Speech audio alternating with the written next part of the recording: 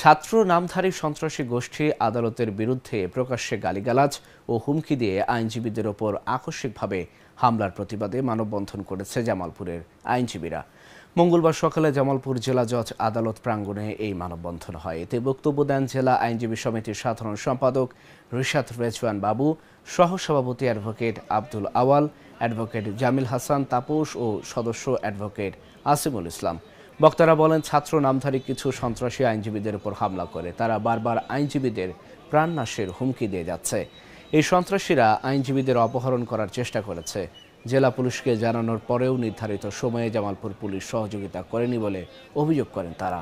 আমার এই কোর্ট আঙ্গনে যদি কেউ লাঠি সোটা নিয়ে প্রবেশের সাহস দেখায়, আমাকে হত্যা করে তারপরে ঢুকতে হবে। ঢুকতে পারবে না। এটা আমাদের পবিত্র জায়গা, এটা আমাদের রুজি রোজগারের জায়গা। আমরা বারবার তাদেরকে বোঝাতে চেষ্টা করেছি, তাদের প্রত্যেকের বয়স 22, 23, 15, 19 থেকে 22-23-এর মধ্যে হবে। তারা নিজেদেরও সম্মান নাই, তাদের নিজেদের কোনো পদ পদবি নাই, নিজেদের কোনো আইডেন্টিটি নাই, তারা আমাদেরকেও সম্মান দেখায় নাই। আমাদের আইনজীবী মিলনায়তনে তাদেরকে বসার জন্য বারবার আহ্বান জানাচ্ছি, তারা বসেন নাই। তারা আমাদের সিনিয়র আইনজীবীদের গায়ে হাত তুলেছে, তারা আমাদের আইনজীবী অপহরণ করার চেষ্টা করেছে। পুলিশ আমাদের কোনো সহায়তা করে নাই। আমি জেলা জজ সাহেব নাজির সাহেবের কাছে নিজে গিয়েছি, আইনি সহায়তা চেয়েছি।